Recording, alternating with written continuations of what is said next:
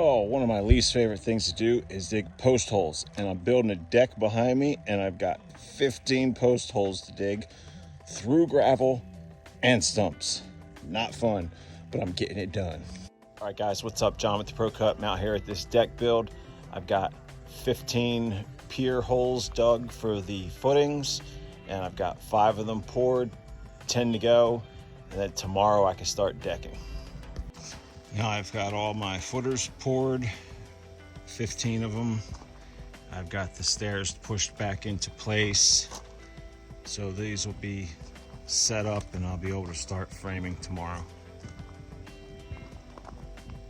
Y'all, let me tell you something about working after a rainstorm in Tennessee or anywhere else that has clay for soil. It's not a good time. All right, guys, so I'm out here on this deck job, and I'm better than 3/4 of the way done the decking. Now, when you start at one end and you work your way across 30 feet, your lines are going to wiggle a little bit. So let me give you a tip on what you need to do before you get to the end.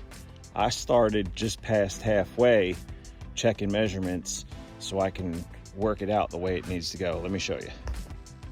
Okay, so as you're working toward the other end, you're going to measure from the corner back into where you're working on both sides. Now, I've been easing my way back into alignment with the end, and I'm about 3/4 of an inch out still. So I'm putting an 1/8 inch gap on this side and having that side in tight. And by the time I get out to the end, everything will be right with the world, and we won't have to freaking cut one on an angle and have it looking silly when you get to the end of the deck. What's going on, guys? So the next day I'm here. Last night I finished all the decking except for the last 2 boards because I needed to pick up a bracket for the final post for the guardrail. So this morning, the first thing I did was the stairs, and now I'm working on the guardrail. And let me show you how that's done. So on each of my stair stringers, I've put a hurricane strap, and I still need to go back with shorter nails, which I ran out of, to finish those in. But they've also got a structural lag in there, a ledger lock, 1 in each one.